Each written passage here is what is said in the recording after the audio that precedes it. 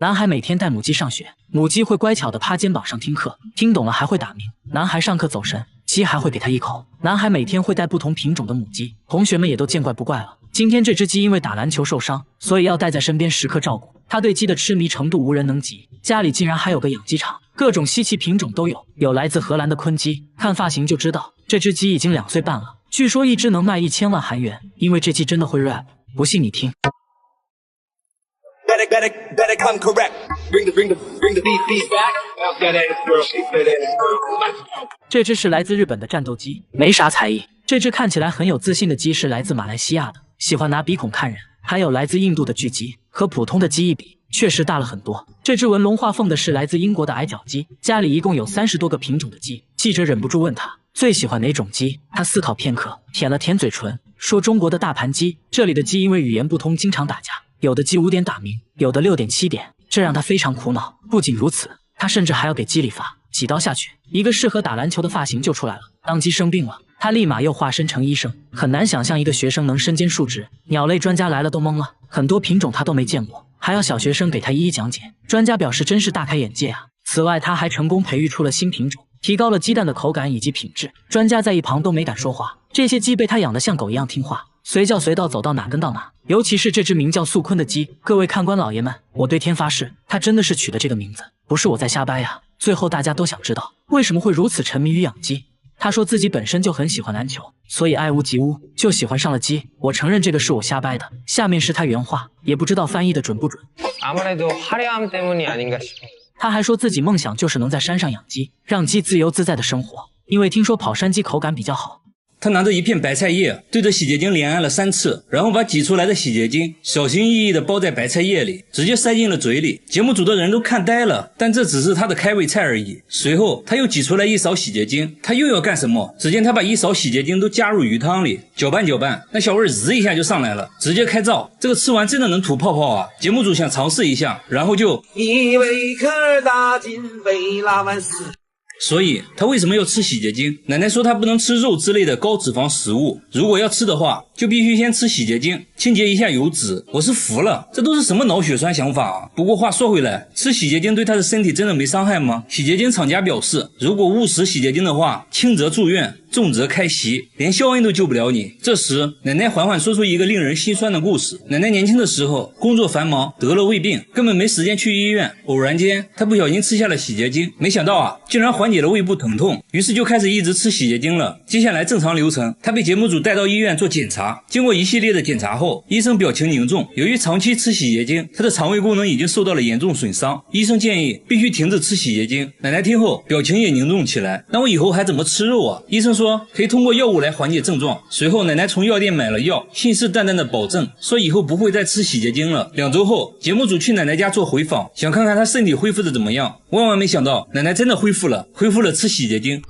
没办法，节目组又给奶奶进行了一番科普，让她用药代替洗洁精。1个月后，节目组再次回访，这次奶奶露出了笑容，说她现在已经习惯吃药了，不再吃洗洁精了。为了庆祝奶奶戒掉洗洁精，节目组准备了一份炸鸡，现在她可以放心的吃肉了。话说这位奶奶年龄小，不懂事，乱吃也就算了，但是下面这位81岁的奶奶就过分了。81岁的奶奶把眼药膏挤在勺子上，先喝口温水，然后就把眼药膏送进了嘴里，随后又取出假牙，牙槽里也要挤上满满一条，完事再戴起来。奶奶说这种感觉非常 gay， 她是不是对眼药膏有什么误解啊？看了这种奇葩操作后，节目组好奇的问她，你拿眼药膏还会做什么？奶奶说眼药膏嘛，除了不用在眼睛上，哪里都能用啊，比如脖子酸痛了就可以抹上一点，活血化瘀，疏通经脉，而且脚上也可以用，治脚气一绝，今天涂明天好。不仅如此，眼药膏在手，奶奶都不需要唇膏和护手霜，实在是居家旅行必备良药。她这样使用眼药膏已经10年了。节目组问她吃眼药膏是种什么体验，她说入口绵柔，回味甘甜，总结来说就是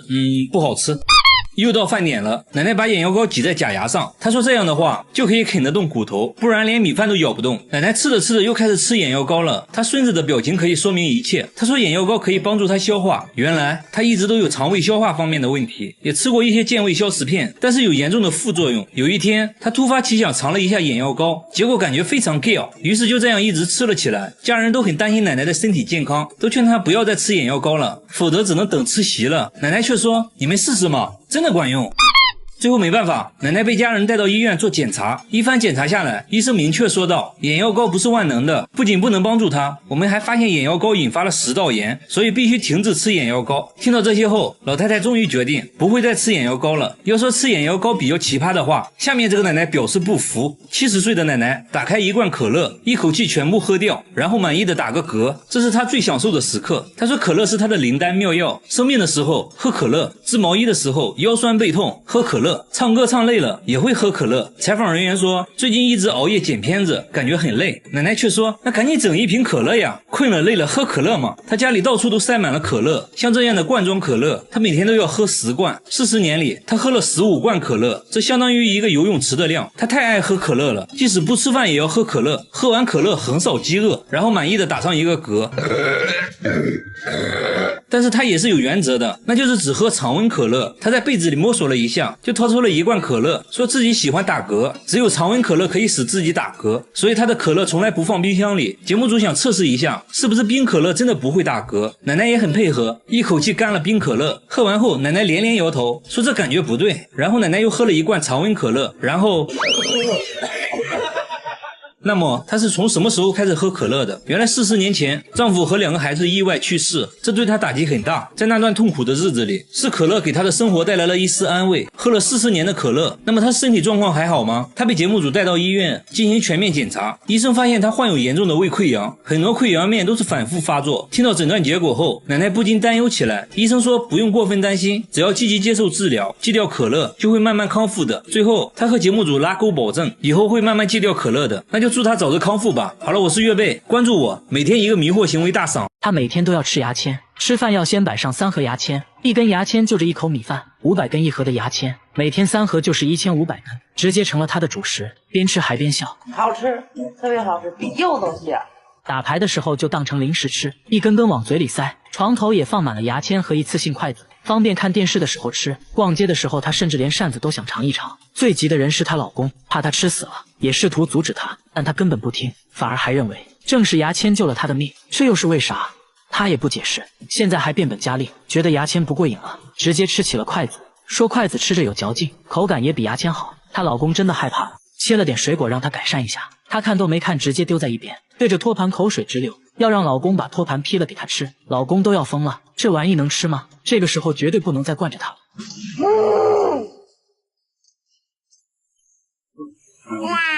算了，当我没说。看来只要是木头大姐都想尝一尝。她边吃还边嫌弃，说这托盘应该是用胶水拼接的，满满的科技与狠活，味道不如牙签香。那她到底为啥要吃木头？真的是奇怪。大家又给她找来了一堆木制品，大姐一尝，这不还是科技与狠活吗？都是用油漆刷过的，一点都不好吃。总结下来还是牙签好吃。就在这时，她终于告诉了大家吃牙签的原因。原来她之前患有严重的胃病，有天痛到无法忍受，莫名其妙吃了一根牙签，没想到胃里一下就不痛了。从那以后只要胃疼就会吃牙签，竟然还慢慢吃上瘾了，宁可不吃饭也要吃牙签。大家现在都想知道她身体真的健康吗？一旁的老公终于讲话了，说带她去医院检查过，胃病真的好了，身体啥毛病没有。现在他们的问题就是牙签很贵，吃不起了。为此街坊邻居都来支持，纷纷送上牙签。不得不说大姐的牙口真好，真是大千世界无奇不有啊！大家千万不要模仿哦。他把一坨便便锁在了保险箱里，还说这坨便便价值1000万，而里3层外3层的打开，这不就是块石头吗？但他说这是鲸鱼的便便，叫龙涎香，高档香水就是用这玩意儿做的，比黄金还要贵10倍，一克就能卖3000块。便便呢是在自家鱼塘发现的，他本来也以为是石头，没想到啊扔在水里竟然飘了上来，这就很神奇了。上网那么一查，和网上说的龙涎香非常像，这不一夜暴富了吗？工作人员闻了闻，确实没什么臭味，难道真的是龙涎香？朋友们都觉得这是真的。但村里老人说啊，他们这片根本就没出现过鲸鱼，哪来的鲸鱼便便啊？说再多都没用。接下来直接找专家，专家说这玩意儿很稀有，一般100只鲸鱼里面只有1只鲸鱼体内会有龙涎香，这其实就是鲸鱼体内的结石。专家对着便便一阵猛闻，还做了个简单的测验，各种特征非常符合，初步判断这可能就是龙涎香。大叔那是越听越兴奋，但专家说还需要进一步采样化验。一番分析后，大叔满怀期待，然而结果却显示这并不是龙涎香，只是一个在海上漂浮很久的塑料泡沫。大叔的宝贝瞬间一文不值，妻子安慰大叔，但大叔反手就撒了一波狗粮，那泡沫就给钱了。然而下面这个小哥也把不值钱的东西当成了宝贝，他能用各种蔬菜当乐器，只见他掏出胡萝卜就吹了起来。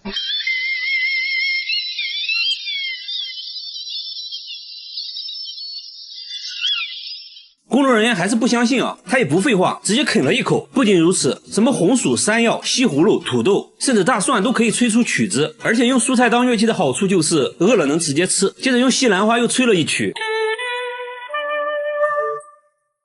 还用山药做的乐器吹了一个。然而把蔬菜做成乐器也不容易，首先就要保证蔬菜的新鲜程度。在冰箱拿出一根硬邦邦的萝卜，先用工具把萝卜掏空，然后在表面打孔，每一步都要非常小心，还要不断测试音准，一点点调整孔洞大小。节目组决定升级挑战，拿来了西瓜、鸡蛋和大葱。小哥轻蔑一笑，就这，手起刀落就把3样食物变成了笛子。没想到还都吹响了。现在有个问题就是，乐器的保鲜时间太短，一旦蔫了，音色就不纯正了，一般用完就要被妻子拿来做成菜，或者打成蔬菜汁喝掉，因此每天都要重新买新鲜蔬菜，这成了一笔不小的花费。他现在呢已经到了痴迷的程度，甚至在工作中也要做乐器，拿着一颗洋葱就开始制作，同事都被震撼到了。不过要说奇人，那还是得看下面这位大叔，他能在头发丝上刻100个字。只见他先把头发固定起来，接着用微雕刻刀在上面刻字，最后呢给头发上个色，文字在显微镜下就显现出来了。不仅如此，他还可以在沙粒上刻字，也能在5厘米的石板上写一部千字文，这可不是一件简单的事，他需要2年才能全部完成，期间还要更换20多种刻刀，比硬币小很多的铁块上也能刻800多个字，相对来说在小米粒上刻字就显得简单多了。大叔说头发上刻字很考验人的耐性，刚开始做的时候刻了100多根头发，1年下来呢只成功了2根，为此自己头发日渐稀疏，现在都是用别人的，见到别人都是先看头发，黑长直是他的最爱。他现在还开了头发展览，小朋友都看傻了。大叔目前只能在头发上写1行字，还说希望以后可以在头发上画一幅清明上河图。下面这个奶奶虽然没有大叔厉害，但也值得一看。90岁的奶奶经历过车祸后，腰板竟然变直了，之前在家里走路都要扶着墙，墙上还留下了一道痕迹，现在呢上楼都不费劲，专家都表示不可思议。奶奶说出车祸后自己当时就懵了，什么都不记得，醒来就变成这样了，就很神奇。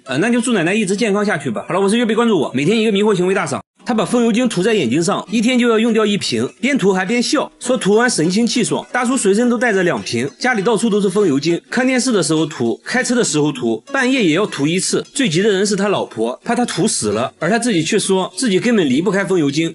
这又是为啥？他也不解释反而变本加厉，觉得涂眼睛上不过瘾了，直接用风油精洗脸，看样子也不错，洗完精神抖擞。那他到底为啥要涂风油精？真的是奇怪。周围人也是看着一脸懵逼，真的不会疼吗？旁边的大叔决定试一试，结果直呼辣眼睛。这时他终于说出了涂风油精的原因。原来大叔之前眼睛受了伤，什么都看不清，偶然用了1次风油精，居然能看清楚了。从那之后就离不开风油精了。但风油精真的有那么神奇的功效吗？医生猜测，在风油精的刺激下，大叔眼泪分泌旺盛，使得眼睛非常湿润，这可能是帮他看清楚的原因。但风油精对眼睛有非常大的伤害。经过检查，大叔的眼角膜确实受到了严重损伤，风油精没能治愈他，反而加重了病情，必须立即停止使用风油精，还给大叔拿了专门治疗眼睛的药物。所以说有病就要对症下药，不要相信偏方。和他比起来，下面这位尼姑更奇葩，他把洗衣液涂满全身，每天都要涂好几次，1天就要用掉3瓶。诵经累了就要往身上涂洗衣液，外面散步的时候要涂一涂，工作时也要涂，总之不允许身上有干燥的地方。就连洗澡都是用洗衣液，先往盆里倒入满满1瓶，蹲在盆里就洗了起来，洗衣液直接成了他的沐浴露，家里还存了上百箱的洗衣液。然而这仅仅只是1个月的量，他1年内用掉的洗衣液足够别人洗17年的衣服。更奇葩的是，他洗衣服呢却从来不用洗衣液，还说用洗衣液洗衣服就是浪费。节目组很担心他，而他自己却说正是洗衣液救了他的命。这又是为啥？原来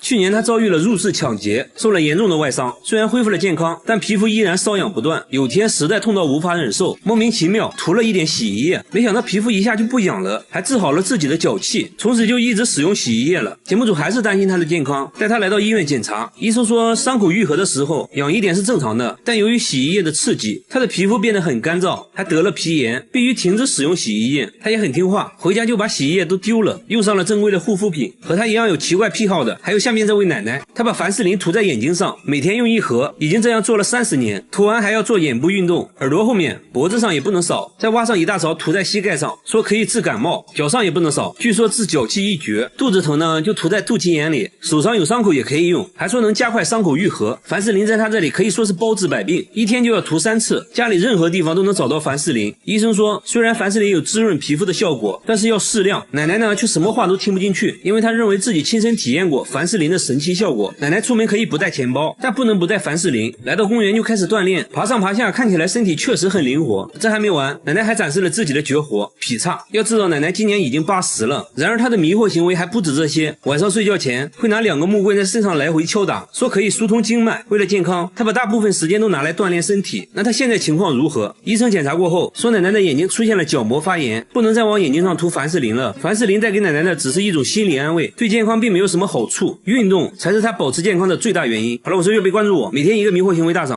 大妈一辈子都没出过汗，39度的气温下跳绳1小时，头上一滴汗都没有。节目组在屋顶铺了一层锡纸，温度瞬间达到了45度。大妈躺在上面就开始享受日光浴了。就这样足足烤了2个小时，大妈都被烤成了3分熟，但还是一滴汗没有。她还说一点都不热，甚至感觉有点冷。节目组又带大妈来汗蒸，汗蒸房现在65度。没一会儿，同行的大妈已经大汗淋漓，她却一点反应没有，还说温度能不能再高一点。周围人都看呆了，露出了一副没见过世面的样子。1小时后做个对比，大妈的额头还是一滴汗没有。大妈说小时候家里穷啊，一天饿3顿的，根本没关注过出汗这件事。结婚后呢，丈夫又死得早，她成了家里顶梁柱，更没时间关心自己了。现在孩子们都大了，不用自己操心了，她想要体验一下出汗的感觉。节目组带她来医院检查，医生想要确认下大妈是否真的不出汗，在她手上涂了一种遇到水就会变成紫色的液体，又撒上了一些白色粉末，接着放在烤灯下面烤了1个小时后，结果手指纹路上都变成了紫色，说明大妈还是会出汗的，只是量比较少。医生说出汗少其实对身体健康没太大影响，这些大妈也放心了，原来自己和正常人一样，也还是会出汗的。然而下面这位小姐姐的情况和大妈完全相反，她10分钟就会出1斤汗，双手就好像刚洗完一样，腋下每时每刻都湿漉漉的，甚至会有汗珠从腋下流出来。节目组做了个测验，不到1分钟，汗水以肉眼可见的速度冒了出来，甚至直接滴了下来。看恐怖片的时候，那双手简直成了水龙头，被子都湿透了一大片啊，这就很夸张了。他不得不带着一块毛巾随时擦手，这给他的生活带来了很大困扰。想吃零食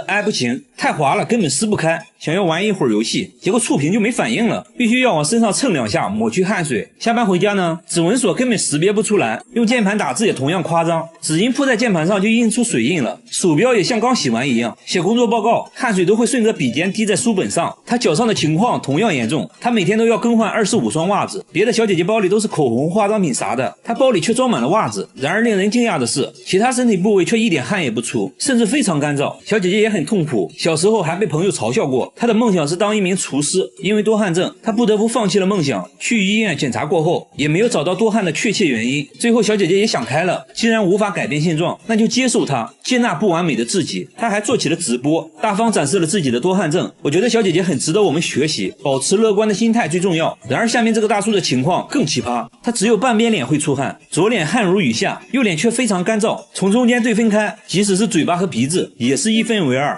路人都看懵了。小朋友的表情最真实，更神奇的是，当他吃辣的时候就换成了右脸出汗，左脸又变得干干净净，把纸巾铺在脸上，右边瞬间就湿透了，左边却一点事没有，很直观的就可以看出区别，两边脸分工明确，始终就只有一边脸出汗。大叔说这种情况是1年前开始的，他之前受了很严重的伤，下半身都瘫痪了，手术后虽然身体恢复了健康，但出现了现在这种情况，他怀疑是手术留下的后遗症。随后来到医院检查，医生说这其实不算后遗症了，是由于术后的脊椎在恢复，中途可能压迫到了汗腺神经，才出现了半边脸冒汗的现象。不过不用担心，等脊椎恢复正常后，汗腺就可以正常工作了，这种情况就会慢慢消失的。听到这些大叔就放心了，保持乐观的心态，等它自动恢复。但我有个快速恢复的方法，在很热的地方吃辣的，那不就两边都出汗了吗？对吧？嘿嘿，我真是个机智的少年。好了，我是月贝，关注我，每天一个迷惑行为大赏。加水搅拌一下，端起杯子一口就给干了，剩下的渣渣也不放过，搅拌一下又干了，一杯不过瘾，接着又泡了一杯，那小味的一下就上来了，他甚至连汤汁都要喝掉。牙膏在他手上除了不刷牙以外什么都能做，洗澡就把牙膏当成沐浴露，而且必须要用薄荷味的，把牙膏涂满全身后还要做个日光浴促进吸收，最后又挤了半管牙膏洗头，这一套下来就用光了3支牙膏。大叔却表示自己已经很省了，至于为啥要吃牙膏，但是他真的康复了吗？医生给出了不同的说法，牙膏中的化学成分已经严重损伤了他的喉咙，皮肤状况也非常差。大叔之所以感觉良好，都是因为薄荷味牙膏带来的清爽错觉而已。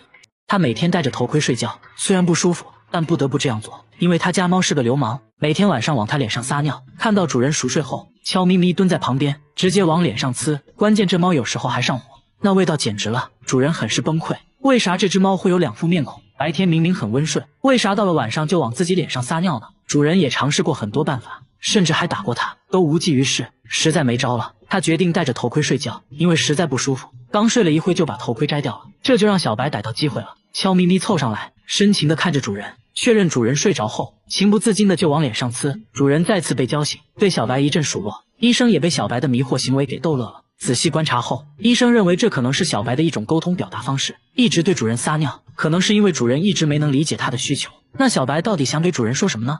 医生观察后说，因为主人家里宠物众多，小白的生活空间被压缩得很小，而且它还是个社恐猫，所以经常会独自蜷缩在角落，一直撒尿是在表达自己对周围环境的不满意，但并没有引起主人的注意。但当他往主人脸上撒尿时，会立刻得到回应。他希望通过这种方式让主人理解自己。医生的建议是给小白单独做个新家，让他有个相对自由放松的生活环境。看得出来小白对新家非常满意。那现在他还会对主人撒尿吗？当天晚上等主人睡着后，小白又悄咪咪来到主人身边，但这次没有撒尿，深情地看着主人，好像在说，主人你终于懂我了。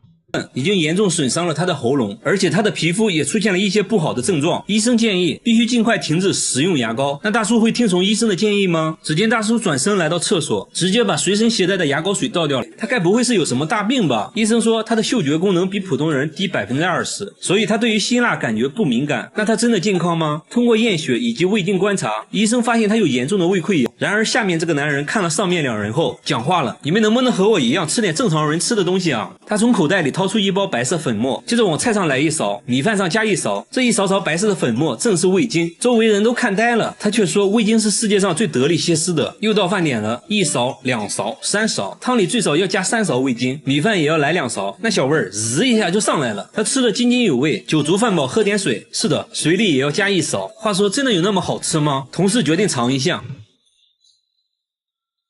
一杯喝大金杯老师。他不仅吃饭时要加大量味精，就连车里都藏了一大包。工作间隙，他用手指蘸上一点当零食吃。那么他是什么时候开始吃味精的呢？大叔说那是38年前的一个夜晚，自己喝醉了，原本想去厨房给自己弄一杯糖水，结果迷迷糊糊中错把味精当成了白糖。没想到啊，他打开了味觉新世界，彻底爱上了这种味道。大叔还说味精非常解渴，吃完整个人都精神了，一口气上5楼不费劲。他每天都要吃15勺味精，也就是200克，每个月就是6000克，一年就是72000克，38年就是 2.7 吨。这么说大家可能没什么概念，这相当于30个大叔加起来的重量。所以现在的问题就是他真的健康吗？大叔说自己患有一种罕见的疾病，已经有20年了，为了控制病情，他不得不截肢了手指。很多发现得这个病的人过不了多久就去世了，而自己却没有事。他认为是味精帮助了自己，控制了病情恶化。按照节目流程，他也被带到医院做检查，医生说他有严重的胃病，由于味精的大量摄入也导致了糖尿病，所以他必须马上停止吃味精。大叔最后也明白了，味精带给他的只是一种心理安慰，并不能改善他的病情。他决定以后会慢慢戒掉味精。那最后就祝大叔早日康复吧。好了，我是月贝，关注我，每天一个迷惑行为大赏。这只狗有2副面孔，在外面活蹦乱跳的，回家就变成了木头人，而且只要看到地毯，它就会转头倒着走。主人也不知道它为什么会这样，一旦遇到地毯，走路就变得很奇怪。地毯对它好像有种神奇的魔力。大家决定去掉地毯，看它有什么反应。小白像往常一样倒着走向地毯，可等他转过头，直接懵了。卧槽，我地毯呢？这下小白进退两难，直接不会走了。大家都觉得奇怪，明明在外面都很正常，不论什么样的路面都不会倒着走，为啥一接触家里的木地板，立马好像变了一个狗，忘记了怎么走路？专家观察后认为，之前在地板上肯定发生了一件让他恐惧的事情，猜测可能是他在地板上滑倒过受了伤，为了克服恐惧才会选择倒着走。为了验证猜测，大家带他来到医院，果然发现他膝盖骨脱位3级，简单来说就是骨头有轻微脱臼，只是他平时没有表现出来而已。回到家，主人给他准备了专门的垫子，小白这次没有倒着走，开心的顺着垫子来到主人面前。主人又在地板上放大量垫子，和地板错落摆放，使用脱敏疗法，让小白慢慢摆脱对地板的敏感程度。经过长时间的训练，小白终于恢复了正常。一群人来市场却不买菜，全都围着一只狗在看，这有啥好看的？一旁的大叔说他已经这样转了1上午了，大家都感觉很奇怪，他明明看起来非常疲惫，但依旧自顾自地旋转，好像上了发条一样，就算被行人撞倒，被婴儿车撞到受伤，也不会停下来。在市场上问了一圈，终于找到了它主人，一问才知道这狗是偷偷跑出来的，主人也不知道它为什么会这样，只要一把它放下，立马就开始旋转，好像有开关一样，碰到地面就启动，而且它根本不看路，每天都面临着危险。为了它的安全，主人只好把它关在家里，用绳子绑在了凳子上，但都无济于事。只有吃饭的时候，它才会稍微消停一会，吃完立马开始旋转。主人说这种情况是4个月前开始的，因为工作原因，把它单独关在了家里。有次回家就看到它在转圈，都不知道它转了多长时间，一开始也没太在意。有次转圈链子缠在了一起，它都快窒息了，还在自顾自地转。主人这才意识到不正常，医生对它进行了一系列检查，发现他颈椎出现了问题，导致脑压增加，因此患上了老年痴呆症。虽然通过吃药可以防止病情恶化，但现在最重要的是给他更多的陪伴，会慢慢好起来的。大爷声称自己的身体能发电，电线一头含在嘴里，另一头在手臂上摩擦，灯泡瞬间就亮了，把电线插头上，灯泡也亮，用舌头舔一下，灯泡更亮了。这都不算什么，他把电线在胸口用力摩擦，产生的电力都能带动风扇，大功率的吸尘器也没有问题，甚至还能带动榨汁机。嘴里含着电线，另一头插在头上，榨汁机就疯狂转动起来，不到10秒钟，一杯鲜榨果汁就完成了。更夸张的是，大爷还能发电烤鸡腿。只见他脱下衣服，在身上缠了几圈铜线，手上拖着简易版电磁炉，接着起锅烧油，助手放进去2个大鸡腿，再加点灵魂佐料玛莎拉，不到5秒钟，鸡腿就被烤冒烟了。大爷却一点事没有，助理给鸡腿翻个面，一份烤鸡腿就做好了。大爷说自从被雷劈过之后，便获得了这种超能力。有次随手拿起电灯泡，灯泡竟然亮了起来，连他自己都觉得不可思议，说有了这个超能力后，家里电费都省了不少。科学家看到这个消息根本就不相信，还叫来了医生和电工，准备对他进行各种检查。一番检查过后，终于找到了破绽，